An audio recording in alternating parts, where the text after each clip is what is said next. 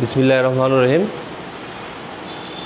Electrical প্রথম বর্ষের সকল ছাত্রছাত্রী সবাইকে শুভেচ্ছা জানিয়ে আমরা তোমাদের বেসিক ইলেকট্রিসিটি ফার্স্ট সেমিস্টারে একটা ডিপার্টমেন্টের সাবজেক্ট হচ্ছে বেসিক ইলেকট্রিসিটি। কোড হচ্ছে তোমাদের 66721, কোডটা হচ্ছে 66712। এই সাবজেক্টটা নিয়ে আমরা আসলে আলোচনা করব। তা তোমরা যারা অনলাইন ক্লাসে যুক্ত হয়েছো, তোমরা আসলে ভর্তি হওয়ার পর আসলে ক্লাস পাওনি, তোমাদের কাজ হচ্ছে, দেখা যাচ্ছে যে তোমাদের এমনিতে 1 বছর থেকে কোনো ক্লাস নেই, আবার ক্লাস শুরু হয়েছে, দেখা যাচ্ছে অনলাইনের মাধ্যমেই তোমাদের ক্লাসটা শেষ হইতে পারে।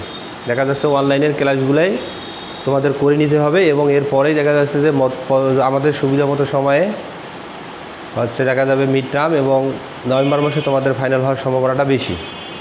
এজন্য যারা ফার্স্ট সেমিস্টারের ছাত্ররা যারা আসো, তোমরা অবশ্যই ক্লাসে মিস করা যাবে না। কারণ তোমরা যেহেতু অনেকেই ভোকেশনাল থেকে আসছো, অনেকেই আবার আর্টস, সায়েন্স, আর্টস, কমার্স থেকে আসছো, সেক্ষেত্রে যারা ভোকেশনাল থেকে আসছো তারা একটু জানে বেসিক ইলেকট্রিসিটি সম্পর্কে, কারণ তাদের এই বইটা ছিল। কিন্তু যারা তোমার সায়েন্স, আর্টস, কমার্স থেকে আসছো, যারা সায়েন্সের স্টুডেন্ট আছো, তারাও কিছুটা জানে, কারণ তাদেরও এই সাবজেক্টটার কিছু অংশ, তোমাদের বিদ্যুতের একটা চ্যাপ্টার আছে, ওখান থেকে পড়ছো। বাট কমার্স যারা আছে, হিসাব বিজ্ঞান এবং মানবিক শাখা থেকে আসছো, তাদের জন্য একটু এই সাবজেক্টটা বোঝাটা একটু কঠিন। কিন্তু যখন আমরা পড়াচ্ছি, তুমি যদি একটু মনোযোগ সহকারে পড়ো, দেখবে যে খুবই সহজ। আর ডিপ্লোমার যে বিষয়টা হচ্ছে, তোমরা হয়তো অনেকেই দেখতেছো ম্যাথটার দিকে অনেকেই ভয় করছো। না, ডিপ্লোমাটায় পাশ করাই সহজ, বাট ফেল করাটাই কঠিন। কোনো ছাত্র যদি তার টিচারের গাইডলাইন অনুসারে নিয়মিত স্যার যেটা বলতেছে, যেভাবে গাইডলাইন দিচ্ছে ওইভাবে পড়াশোনা করে, আমার মনে হয় না ফেল করার কথা। কারণ তোমরা দেখবা তোমাদের এখানে প্রশ্নের বিভাগ থেকে ক, খ এবং গ। তোমরা যদি এই গ বিভাগ থেকে একটা অথবা 2টা কোশ্চেন টাচ করো এবং অতি সংক্ষিপ্ত কোশ্চেনগুলো দাও, দেখা যাচ্ছে যে পাস হয়ে যায়। কিন্তু হ্যাঁ, ভালো রেজাল্ট করার জন্যে অবশ্যই ভালো করে পড়তে হবে। ভালো রেজাল্টটা করাটা একটু কঠিন, সেজন্য কী করতে হবে, বেশি বেশি পড়তে হবে। আমরা চাই তোমরা এখানে পাস করার জন্য পড়বো না, অবশ্যই ভালো রেজাল্ট এবং ভালো একজন মেধাবী ছাত্র হিসেবে এবং ভালো একজন ডিপ্লোমা ইঞ্জিনিয়ার হয়ে বাইরে হয়ে যাওয়া, এটা আমরা আশাবাদ ব্যক্ত রাখতে পারি। আমার কথা হচ্ছে, আমি যা পড়াচ্ছি তাই তোমাদের হচ্ছে একটা নোট খাতা থাকবে। বেসিক ইলেকট্রিসিটি নামে আলাদা একটা নোট খাতা থাকবে এবং নোট খাতাটায় অন্য কোনো সাবজেক্ট নোট করা যাবে না। এটা তোমাদের অ্যাসাইনমেন্ট। এই খাতাটাই তোমাদের পরীক্ষার আগে জমা দিতে হবে, আমার সাইন নিয়ে আমাকেই জমা দিতে হবে। আর আমি তখনই বুঝবো তোমরা বাসায় কতটুকু পড়াশোনা করছো কি না, সেটা বোঝা যাবে। তুমি যদি ক্লাসে দেখা যায় যে অনেকে আছে, তুমি শুধু রোল নাম্বারটা স্যার আমি আসি এই বলে তুমি অন্য কাজ করতেছো, তুমি পড়াশোনায় মনোযোগ দিচ্ছ না। কিন্তু আমি খাতাটা দেখলেই বুঝবো যে তুমি কত টাকা মনোযোগী ছিলা ক্লাসে।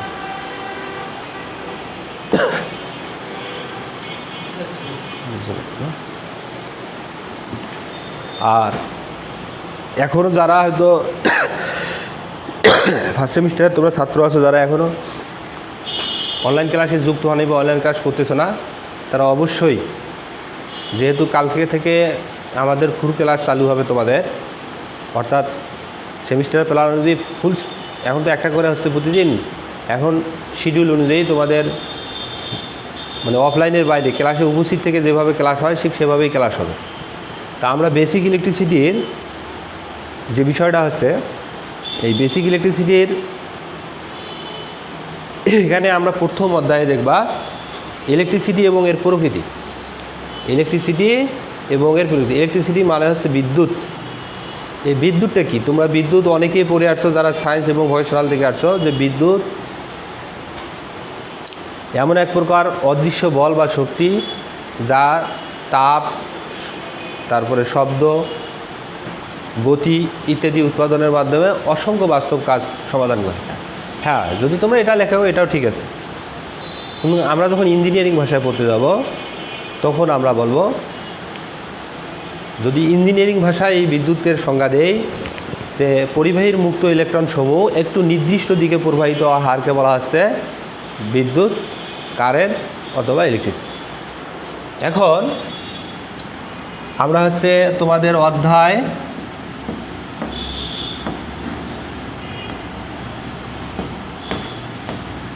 অধ্যায় 1 নিয়ে আলোচনা করব। এখানে প্রথমেই যে টপিকসটা আছে সেটা হচ্ছে বিদ্যুৎ কি। বিদ্যুৎ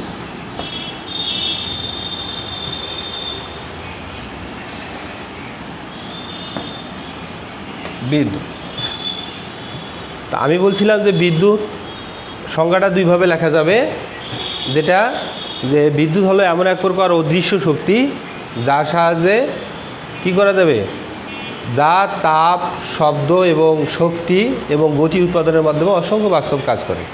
কিন্তু আমরা ইঞ্জিনিয়ারিং ভাষায় যদি পড়ি সেটা হচ্ছে পরিবাহীর মধ্যকার মুক্ত ইলেকট্রন সমূহ একটি নির্দিষ্ট দিকে প্রবাহিত হওয়ার হারকে বলা হচ্ছে বিদ্যুৎ। তা আমরা সংজ্ঞা লিখবো এটাই, যে পরিবাহী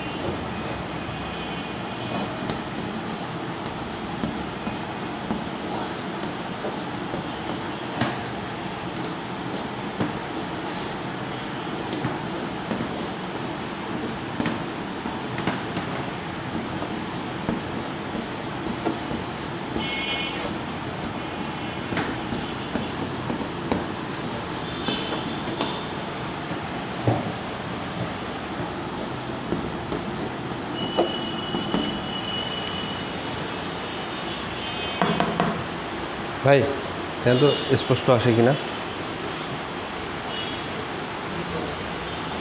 বুঝলেন? আচ্ছা, বিদ্যুৎ আমি বলছি যে প্রথম অধ্যায়ের প্রথম যে আলোচনা সেটা হচ্ছে আমাদের বিদ্যুৎ।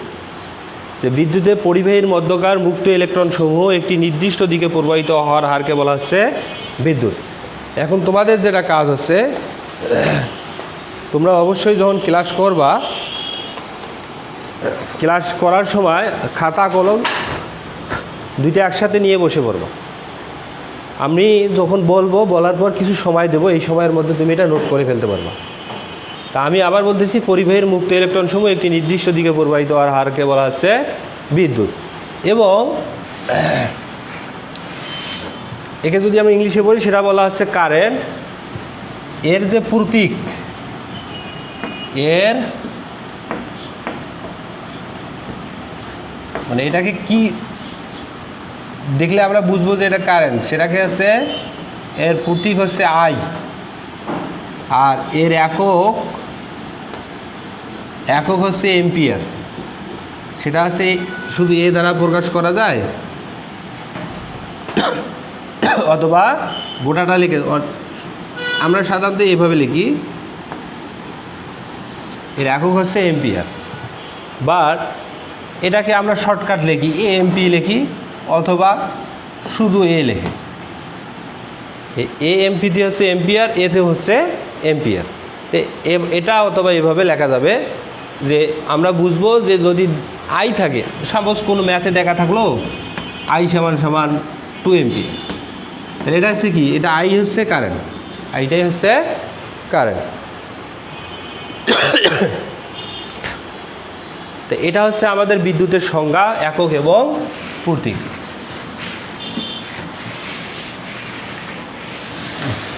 ডাস্ট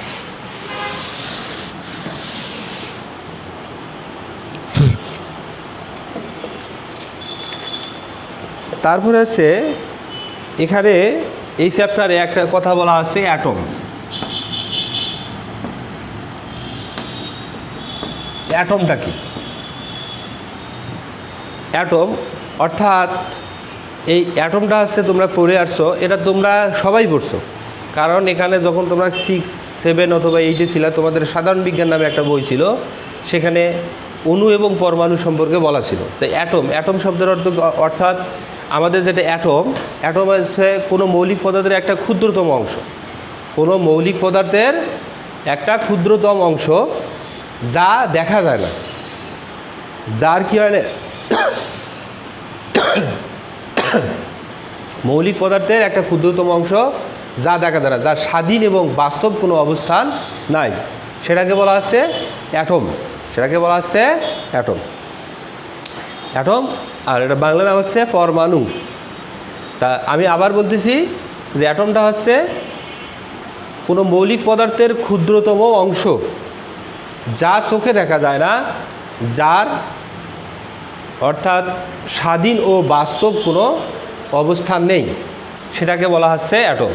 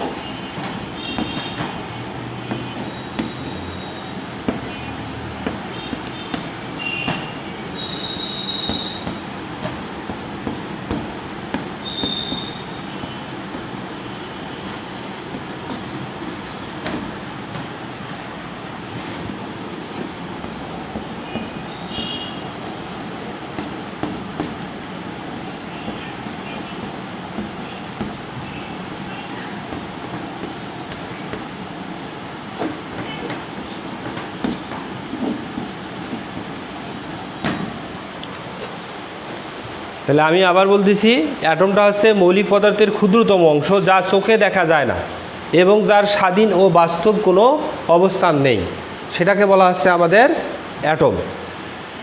তা তোমরা বই ফলো করলে এগুলো পেয়ে যাওয়া। তা এই অ্যাটমিক যে অ্যাটমের এখানে একটা অ্যাটমের যে গাঠনিক জিনিস আছে, তো এই অ্যাটমের গাঠনিক জিনিসের মধ্যে এখানে সবচেয়ে গুরুত্বপূর্ণ হচ্ছে যে তামার অ্যাটমিক গঠন। এই তামার অ্যাটমিক গঠনের এটা অবশ্যই কোশ্চেনে থাকবেই, কোশ্চেনে অবশ্যই থাকবেই।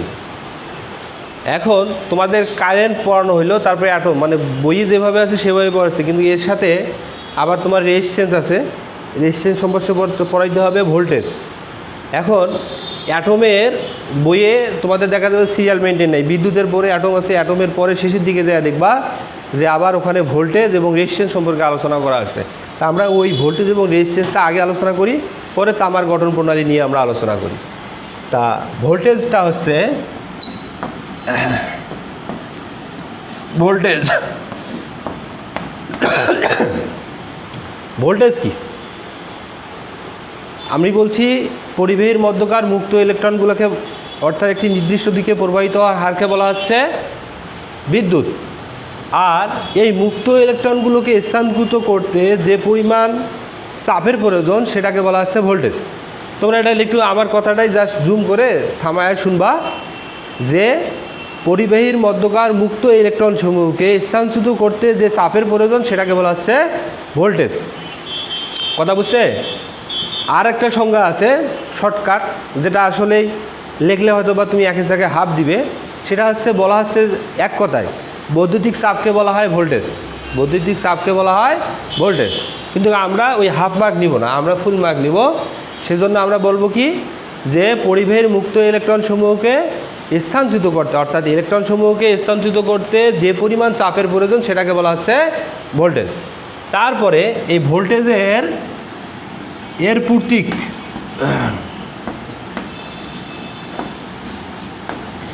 প্রতীক হচ্ছে আমরা ভি দ্বারা প্রকাশ করি অথবা এভাবে প্রকাশ করি ভোল্ট। আর এককটা হচ্ছে তোমাদের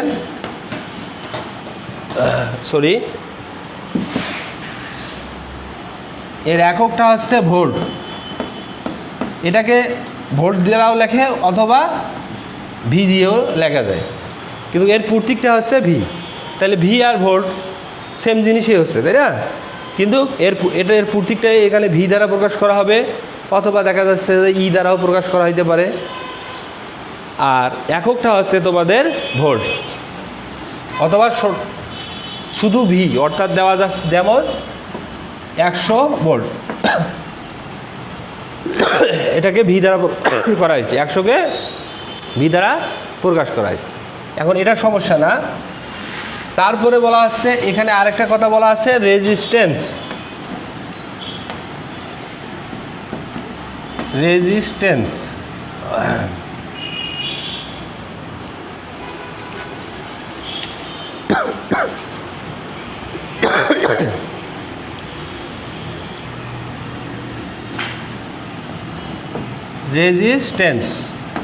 রেজিস্ট্যান্সটা কি?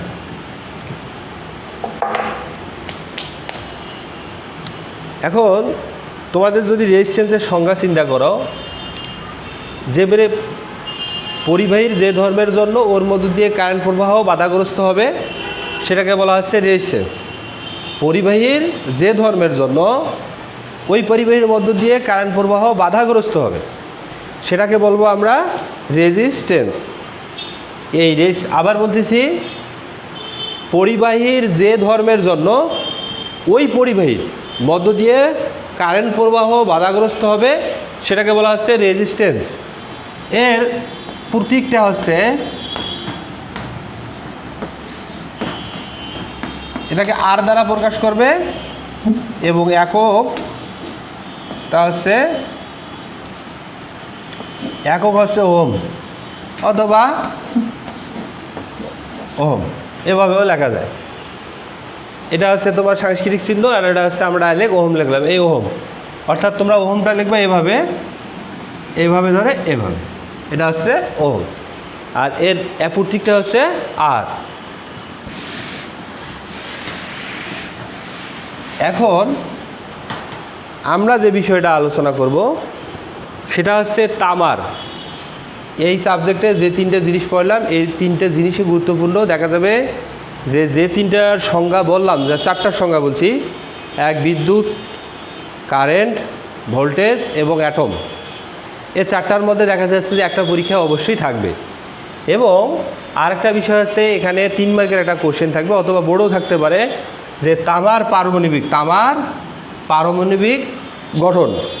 এটা খুবই গুরুত্বপূর্ণ। তামা অথবা কপার,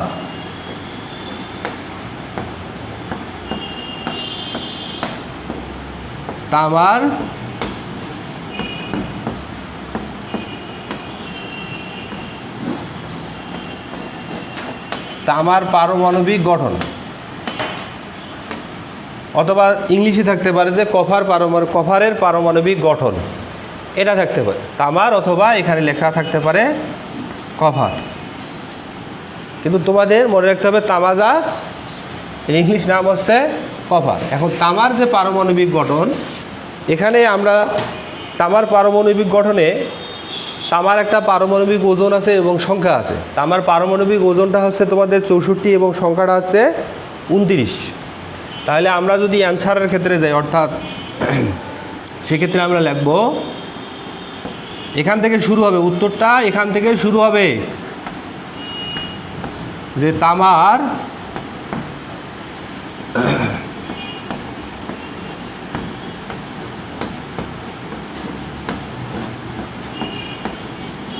তামার পারমাণবিক ওজন, দুইটা একসাথে লিখি, ও সংখ্যা যথাক্রমে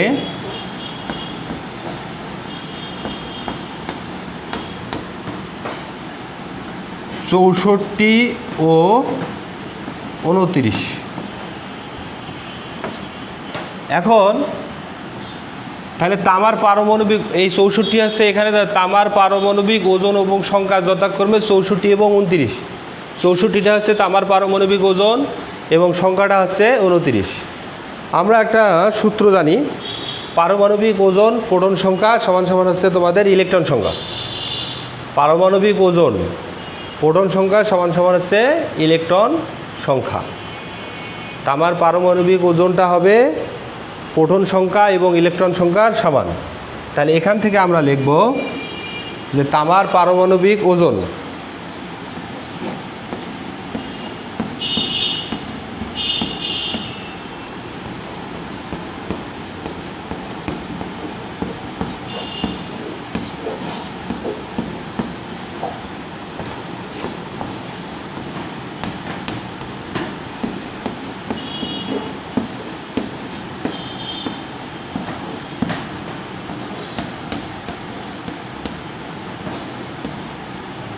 প্রোটন সংখ্যা সমান সমান হচ্ছে ইলেকট্রন সংখ্যা।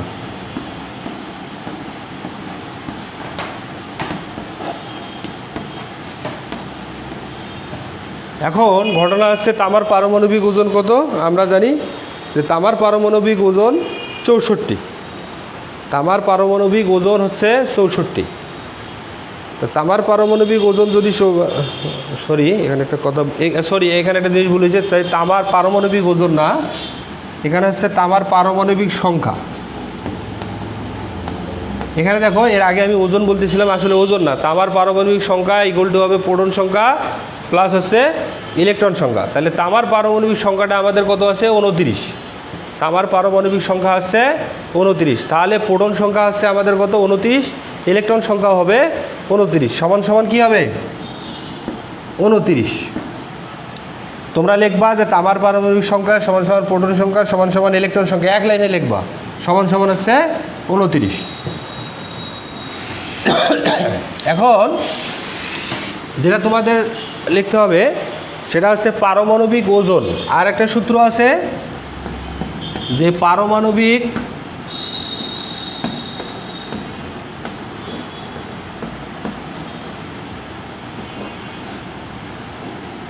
ওজন সমান সমান আছে, এখান থেকে আমাদের যে জিনিসটা হচ্ছে সেটা হচ্ছে আমাদের নিউটন সংখ্যা বের করতে হবে।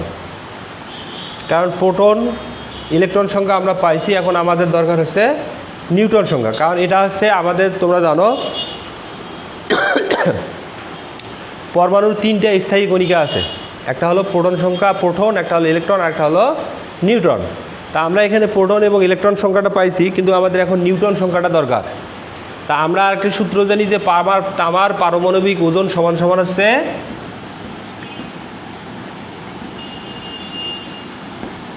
প্রোটন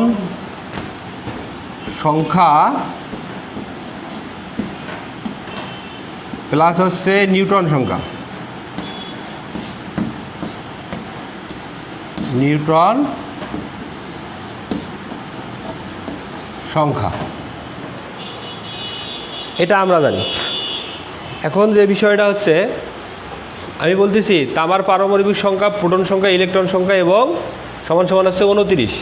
কিন্তু আমাদের যেহেতু পরমাণুর স্থায়ী কণিকা 3টা, ইলেকট্রন প্রোটন এবং নিউট্রন সংখ্যাটা আমার জানা দরকার। সেজন্য আমরা আরেকটা সূত্র জানি যে তামার পারমাণবিক ওজনটা হয় প্রোটন সংখ্যা প্লাস নিউট্রন সংখ্যা, এই দুইটাকে যোগ করলে। এখন যে বিষয়টা আছে, তাহলে আমরা তামার পারমাণবিক ওজন এখানে বা লিখবা যে তামার পারমাণবিক ওজন কত জানি? 64। প্রোটন সংখ্যা কত পাইলাম? 29 প্লাস হচ্ছে নিউট্রন সংখ্যা।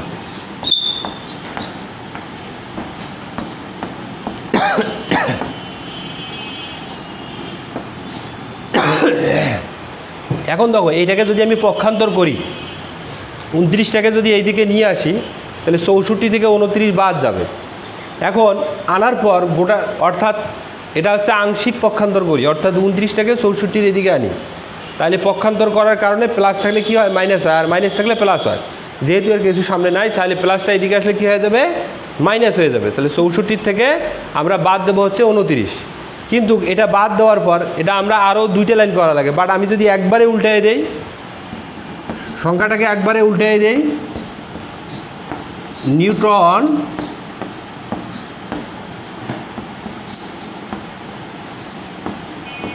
সংখ্যা সমান সমান হবে, মানে একবারে উল্টাই দিলাম, 2 লাইনের কাজ 1 লাইনে করতেছি, তাহলে 29টা এপার শেষে বিয়োগ হয়ে যাবে, কার সাথে 64 - 29 সমান সমান আসবে কয়টা?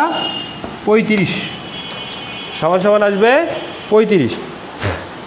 এখন এটা পাইলাম আমরা নিউটন সংখ্যা, তাহলে প্রোটন সংখ্যা, ইলেকট্রন সংখ্যা এবং নিউটন সংখ্যা সবই পাইলাম।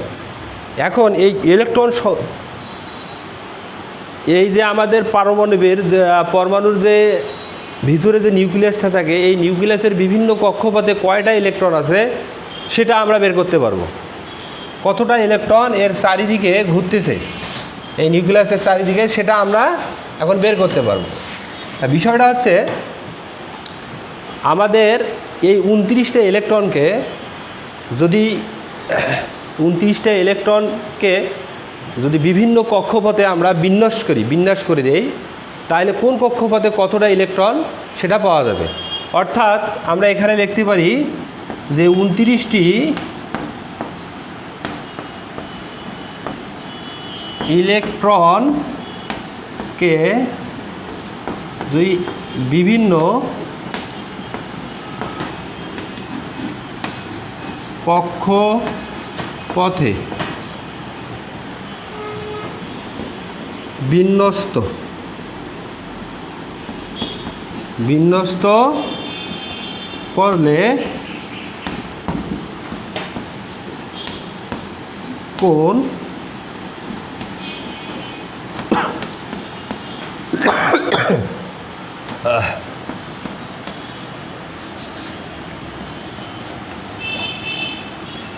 কোন কক্ষপথে কতটি ইলেকট্রন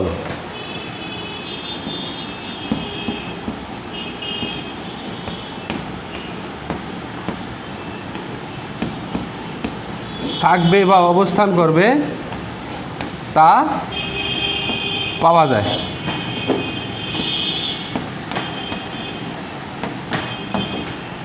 এখন এই 29টা ইলেকট্রনকে যদি আমরা বিভিন্ন কক্ষপথে বিন্যস্ত করি, তাহলে কোন কক্ষপথে কতটি ইলেকট্রন সেটা পাওয়া যাবে। এখন যে বিষয়টা হচ্ছে, এটা আমরা বিন্যস্ত করব সেটা কোন সূত্রের সাহায্যে আমরা জানি, সেই সূত্রটা হচ্ছে 2n²। এই কক্ষপথে যদি ইলেকট্রন সংখ্যা নির্ণয় করতে চাও, তাহলে এই সূত্রটা অ্যাপ্লাই করতে হবে।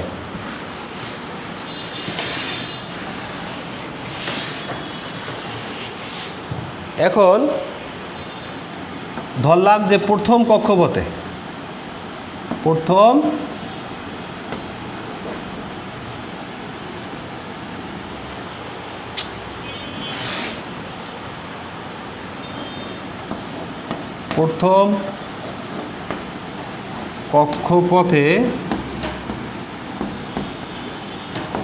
ইলেকট্রন সংখ্যা, সূত্র কি বলছি আমরা, ইলেকট্রনের কক্ষপথের ইলেকট্রন, অর্থাৎ কক্ষপথের ইলেকট্রন সংখ্যা নির্ণয়ের সূত্র হচ্ছে 2n²। তাহলে আমাদের এখানে হচ্ছে 2n²। তাহলে কক্ষপথ কটা? প্রথম, তাহলে n এর মান কত হচ্ছে 1। তাহলে আমরা লিখতে পারি না 2 তার উপর 1 এর উপর স্কোয়ার সমান সমান কত? 2। প্রথম কক্ষপথের ইলেকট্রন সংখ্যা 2। অনুরূপভাবে দ্বিতীয় কক্ষপথে যদি আমরা বের করতে যাই, তাহলে ডাইরেক্ট 2 × n এর মান কত দেওয়া হলো? 2। তাহলে 2 দুগুণে হচ্ছে 4, 4 দুগুণে হচ্ছে 8। তাহলে n এর মানটা হচ্ছে, অর্থাৎ যখন দ্বিতীয় কক্ষপথ বলতেছি সেটা হচ্ছে n এর মান। এখন তৃতীয় কক্ষপথের কথা বললে n এর মান ধরলাম আমরা কত? তৃতীয়। সেক্ষেত্রে আমাদের হবে 2 × হচ্ছে 3 এর উপর স্কোয়ার, অর্থাৎ 3 3 হচ্ছে 9, 9 দুগুণে হচ্ছে 18। এখন এই চিন্তা করা যায়, যদি চতুর্থ কক্ষপথে দেই, তাহলে দেখো আমার হিসাব হচ্ছে যে চতুর্থ কক্ষপথে আমরা ইলেকট্রন সংখ্যাটা কেন অন্যভাবে বের করব। 2 আর 8 হচ্ছে কত? 10, 10 আর 18 হচ্ছে 28। কিন্তু আমাদের ইলেকট্রন সংখ্যা আছে কয়টা? এখন 29টা। অলরেডি 28টা আমরা তিনটে কক্ষপথে 28টা পেয়ে গেছি। এখন চতুর্থ কক্ষপথেও যদি আমি 2n² সূত্র বসাই তাহলে কি হইতে পারে? নর্মাল এই সূত্র যদি অ্যাপ্লাই করি তাহলে কত 2 4 4 হচ্ছে 16, 16 দুগুণে 32, কিন্তু আমাদের ফিক্সড করা আছে যে ইলেকট্রন সংখ্যাটা হবে 29। ইলেকট্রন সংখ্যা আমরা কত? তামার পারমাণবিক ওজন এবং সংখ্যা, অর্থাৎ পারমাণবিক ওজন বলা আছে 64 এবং সংখ্যাটা বলা আছে 29, ইলেকট্রন সংখ্যাটাও বলা আছে 29, কিন্তু আমার হয়ে যাচ্ছে 32। তার মানে এই সূত্রটা আর অ্যাপ্লাই করা যাবে না। অটোমেটিকলি আমরা বুঝতেছি যে শেষের কক্ষপথে আর একটি ইলেকট্রন থাকবে, কারণ অলরেডি আমরা ইলেকট্রন বিন্যস্ত করে 29টা ইলেকট্রনের মধ্যে প্রথম কক্ষপথে পাইছি 2টা দিছি, দ্বিতীয় কক্ষপথে 8টি এবং তৃতীয় কক্ষপথে দেওয়া হয়েছে 18টি। আর থাকে কয়টা হাতে? একটা। এবং সেটা ডাইরেক্ট বললে হবে না যে শেষের কক্ষপথে ইলেকট্রন সংখ্যা আছে একটি, এভাবে বললে হবে না। এবং সেটা বের করার জন্য হচ্ছে আমরা যেটা লিখব যে চতুর্থ কক্ষপথে ইলেকট্রন সংখ্যা হবে, হিসাব করে দেখো তোমরা, যে আমার আছে 29টা এবং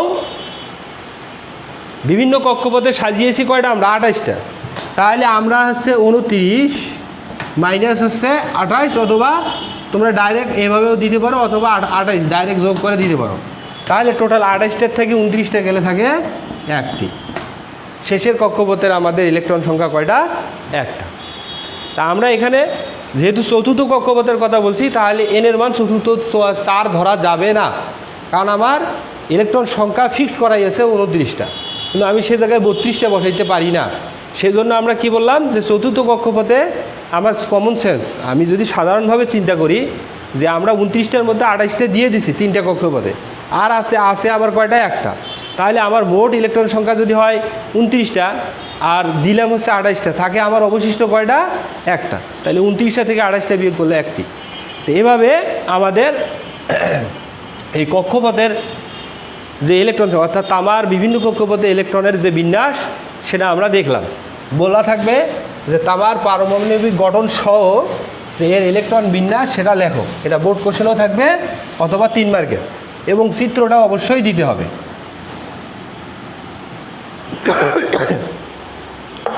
তাহলে যে বিষয়টা হচ্ছে, আমাদের প্রথম কক্ষপথে আমরা কয়টা পাইলাম? 2টা। দ্বিতীয় কক্ষপথে সাজাইলাম কয়টা? 8টা। 1 2 3 4 5 6 7 8। অবশ্যই সেটাই মিস্টেক করা যাবে না, জয়টা পাইছি ওয়টাই বসাইতে হবে, এবং ফিগারটা অর্থাৎ চিত্রটা অনেক পরিষ্কার পরিচ্ছন্ন থাকতে হবে। তৃতীয় কক্ষপথে 1 2 3 4 5 6 7 8 9 10 11 12 13 14 15 16 17 18টি। তৃতীয় কক্ষপথে বসিলাম কয়টা? 18টি। এবং চতুর্থ শেষ কক্ষপথ, যেটাকে বলা হচ্ছে চতুর্থ ও শেষ কক্ষপথে দিলাম, পাইলাম আমরা 1। এই হলো তামার ইলেকট্রনিক বিন্যাস। এটা অবশ্যই গুরুত্ব সহকারে পড়তে হবে।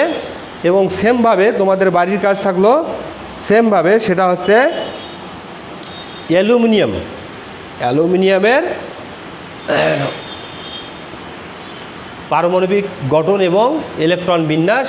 এটা তোমাদের বাড়ির কাজ, তোমরা বইটা একটু দেখবা, সহযোগিতা নিবা এবং নিজে সেম আমি যেভাবে করাইছি বইয়ে কিভাবে থাকে থাক, আমি যেভাবে করাইছি ঠিক সেইভাবেই সেমভাবেই ওটাও নোট করবা, যে আমি যে ফর্মুলায় করাইছি ঠিক সেমভাবে। এখন তামার ক্ষেত্রে যেটা আছে, পারমাণবিক ওজন এবং সংখ্যা আছে। পারমাণবিক ওজন আছে তামার 27টা এবং সংখ্যা আছে 13টা। আর এখানের ক্ষেত্রে ছিল আমাদের 64 এবং 29, এখানে হবে 27 এবং 13। এই আর বাকিগুলো সেম, ওইভাবে সূত্র বসাইলেই চলে আসবে, খালি সংখ্যাটা আলাদা। যে তামার ক্ষেত্রে আমরা পাইলাম 64 আর কত? 29, আর এখানে 27 আর 13। এই 64 আর এবার সেম জিনিসটাই এখানে 27 আছে, আর 29-এর জায়গায় 13 আছে। সেমভাবে এটা হচ্ছে তোমাদের বাড়ির কাজ।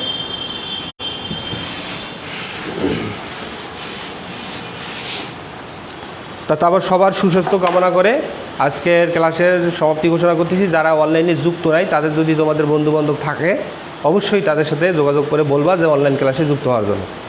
সবাইকে ধন্যবাদ।